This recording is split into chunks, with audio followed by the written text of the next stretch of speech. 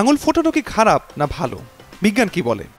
আমাদের শরীরের অস্থিসন্ধিতে কিছু জায়গা খালি থাকে, এসব জায়গা ভর্তি থাকে তরল অস্থিমজ্জা দিয়ে। এতদিন ভাবা হতো আঙুল ফোটানোর সময় অস্থির মাঝে ফাঁক বেড়ে যায়, এর ফলে বুদবুদ সৃষ্টি হয়, অর্থাৎ সেখানে বাতাস থাকে আর তা বেরিয়ে যাওয়াতেই পটপটাং শব্দের সূত্রপাত। তত্ত্বটা আদতে ভুল।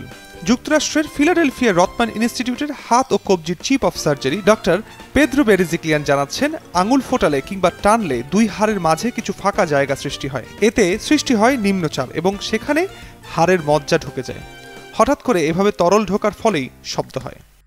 আসল প্রশ্নের জবাব কি? এভাবে আঙুল ফোটালে কি আদতেই হাড়ের ক্ষয় হয়? ডক্টর বেরেজিক্লিয়ান বলছেন, না, আঙুল টানাটানি কিংবা ফোটানোর সঙ্গে শরীরের হাড় ক্ষয়ের কোনো সম্পর্ক নেই। তার দাবি, আঙুল ফোটানোর অভ্যাস যদি ক্ষতিকরী হতো তবে এ নিয়ে অনেক প্রতিবেদনই পাওয়া যেত, কিন্তু তা হচ্ছে না।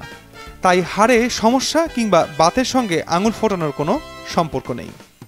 আরও গবেষণার ফল। এতেও বিশ্বাস না হলে ডোনাল্ড আনগারের ঘটনাটি শুনুন।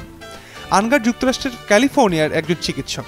60 বছর ধরে নিজের উপর একটি পরীক্ষা চালিয়েছেন। প্রতিদিন নিয়ম করে বাঁ হাতের আঙুল ফুটিয়েছেন, কিন্তু ডান হাতের আঙুল একেবারেই ফোটাননি। এই দীর্ঘদিনের পরীক্ষার ফল কি পেলেন?